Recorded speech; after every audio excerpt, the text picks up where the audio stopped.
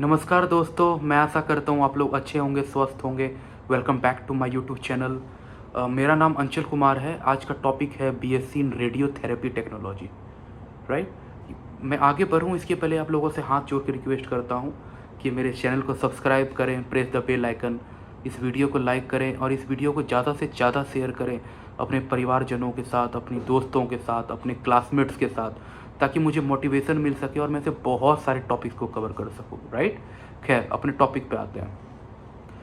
BSc in radiotherapy technology ये क्या होता है? बीएससी जो आप 11th या 12th के बाद आप करते हो, बैचलर ऑफ साइंस, राइट। किसमें?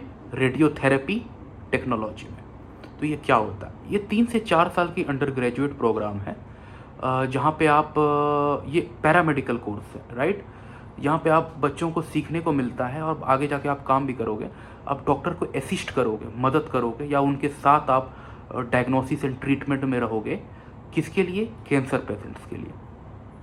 जो भी कैंसर के मरीज आते हैं, जो कैंसर के डॉक्टर्स होते हैं, जो ऑन्कोलॉजिस्ट होते हैं, उनको आप असिस्ट करोगे डायग्नोसिस एंड ट्रीटमेंट में यूजिंग रेडिएशन थेरेपी, राइट। जो जितने भी कैंसर के मरीज की इलाज होती है रेडिएशन थेरेपी के द्वारा, उस डॉक्टर को ट्रीटमेंट के दौरान आप हमेशा रहोगे। इसके बारे में आप डिटेल से पढ़ाई करोगे। इसमें क्या क्या पढ़ाई करने को मिलेगा मैं आगे कवर कर रहा हूँ। खैर, इसकी एलिजिबिलिटी क्राइटेरिया की बात करूं तो आपको फिजिक्स केमिस्ट्री बायोलॉजी ले सकते हैं। Physics chemistry math and biology हो सकती है। बायोलॉजी आपको ज़रूरत है, राइट। लेकिन कहीं कहीं किसी किसी कॉलेज में आपको मैथ भी एक्सेप्टेड है। सो ऐसा नहीं है कि बायोलॉजी के बच्चे नहीं जा सकते। हाँ, ये बात अलग है कि बायोलॉजी के बच्चों को हर जगह एडमिशन मिल जाती है। मैथ के बच्चों के लिए आपको कॉलेज चुनना पड़ेगा। कौन कौन सी कॉलेज है वो आपको चूज़ करनी पड़ेगी, देखनी पड़ेगी। अब मिनिमम परसेंटेज की बात करूँ तो आप सेकेंड डिवीज़न लाना मस्ट है। 45% मिनिमम होनी चाहिए 12th बोर्ड में। हालांकि मैं अपने व्यूअर्स के साथ ये एक्सपेक्ट करता हूँ उसके, ताकि आप 60% लाओ, फर्स्ट डिवीज़न लाओ, ताकि आपको अच्छे कॉलेज मिल सके, आपको बाद में जॉब पाने में दिक्कत ना हो, करियर अच्छा हो सके। खैर, बहुत सारी कॉलेज की रिक्वायरमेंट्स होती है कि आपको मेडिकल फिटनेस सर्टिफिकेट आपको सबमिट करना है एडमिशन के दौरान, काउंसलिंग के दौरान। वो आपको कॉलेज के प्रोस्पेक्टस में मिलेगा। सभी कॉलेज की रिक्वायरमेंट नहीं होती है, और बहुत सारी कॉलेज के लिए ये भी रिक्वायरमेंट्स होती है कि आपको इंग्लिश आना चाहिए।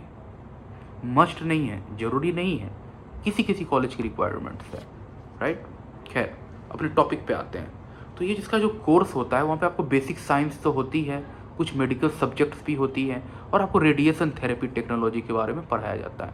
तो ईयर 1 में जो आपको पढ़ाई करने को मिलेगा वो है anatomy, physiology, biochemistry, radiation therapy, radiation physics, general pathology.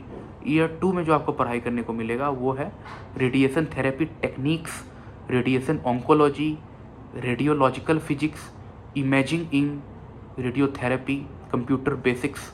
Year 3 में जो आपको पढ़ाई करने को मिलेगा वो है radiation safety and protection, treatment planning systems, brachytherapy, clinical oncology, hospital training and internships. जो 6 से 12 महीने की इंटर्नशिप्स होती है, राइट। जो आपको हैंड्स ऑन ट्रेनिंग कराया जाएगा, आपको प्रैक्टिकल ट्रेनिंग कराई जाएंगी, आपको इंटर्नशिप कराया जाएगा डॉक्टर के साथ में, आपको रेडिएशन थेरेपी मशीन सिखाई जाएंगी, कैसे वो लाइव काम चलता है उसका, कैसे काम करते हैं पेशेंट केयर में, राइट। लीनियर एक्सेलेटर है ब्रैची थेरेपी यूनिट्स में। सभी चीज़ आपको डिटेल से वहाँ सिखाया जाएगा, ट्रेनिंग भी दी जाएंगी। अब मैं कुछ टॉप कॉलेजेस की बात करूँ तो एम्स न्यू दिल्ली है, या उसके बहुत सारी ब्रांचेस हैं।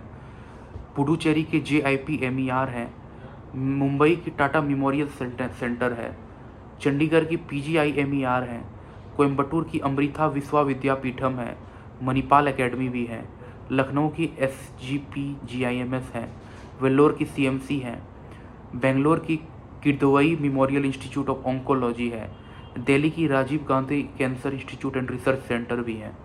करियर अपॉर्चुनिटीज़ की बात करूँ तो आप हॉस्पिटल्स, प्राइवेट या गवर्नमेंट में आप काम कर सकते हो, कैंसर रिसर्च सेंटर में काम कर सकते हो, इंस्टीट्यूट में काम कर सकते हो, डायग्नोस्टिक एंड रेडियोथेरेपी सेंटर में काम कर सकते हो, या जो इक्विपमेंट बनाती है इसके रिलेटेड जो इक्विपमेंट बनाती है, जो मैन्युफैक्चरिंग कंपनी होती है, वहाँ से भी आप काम कर सकते हो। आपका जॉब रोल्स क्या होगा? आप रेडियोथेरेपी टेक्नोलॉजिस्ट बन सकते हो, रेडिएशन थेरेपी टेक्नीशियन बन सकते हो, मेडिकल रेडिएशन फिजिसिस्ट बन सकते हो अगर आपने कुछ हायर स्टडी कर लिया तो, ऑन्कोलॉजी स्पेशलिस्ट असिस्टेंट बन सकते हो अगर आपने मास्टर्स कर लिया, अगर आपने like MSc in radiotherapy technology कर लिया या एमएससी इन मेडिकल फिजिक्स कर लिया, फिर आपने पीएचडी भी कर लिया, तो आप आरएनडी में भी जा सकते हो, रिसर्च एंड डेवलपमेंट में भी जा सकते हो, या प्रोफेसर लेक्चरर भी बन सकते हो, राइट। बहुत ही अच्छी अपॉर्चुनिटीज़ है इसमें। सैलरी एक्सपेक्टेशंस की बात करूँ, आप एज अ फ्रेशर आप 3 लाख से 5 लाख सालाना कमा सकते हो। एक्सपीरियंस आपकी हो गई तो आप 6 लाख से 12 लाख भी कमा सकते हो सालाना। अगर आप एब्रॉड चले गए, एब्रॉड में हेल्थ केयर की बहुत ही अच्छी अपॉर्चुनिटीज़ है, पैकेज भी है, चाहे वो यूएस हो, यूके हो, कनाडा हो, ऑस्ट्रेलिया हो, न्यूजीलैंड हो, या गल्फ में भी मिडिल ईस्ट के, तो वहाँ पे भी 25 लाख से 60 लाख सालाना एक्सपेक्ट कर सकते हो। हाई डिमांड है, राइट। चूँकि आप रिसेंटली देख रहे होगे, मैं एक डेटा देख रहा था, कैंसर की पेशेंट की संख्या हर साल बढ़ते ही बढ़ते जा रही है भारत में, विदेशों में भी। पूरी पूरी दुनिया का ये रिपोर्ट है कि कैंसर का मरीज हर साल बढ़ता ही बढ़ता जा रहा है। हर उम्र के बच्चों को भी, या जो अधेड़ उम्र के हैं, मिडिल एज हैं, या बूढ़ों को भी, हर एज ग्रुप के लोगों को कैंसर की बीमारी से ग्रसित होते जा रहे हैं लोग, काफ़ी संख्या बढ़ती जा रही है। तो इस कोर्स का भी डिमांड बहुत ही हाई है, आप कर सकते हो। अगर ये वीडियो आपको अच्छा लगा हो तो इस वीडियो को लाइक करें, चैनल को सब्सक्राइब करें, प्रेस द बेल आइकन, और मुझे ज़्यादा से ज़्यादा सपोर्ट करें ताकि मैं ऐसे बहुत सारे टॉपिक्स को कवर कर सकूं। और thank you so much for watching this video. Thank you so much again.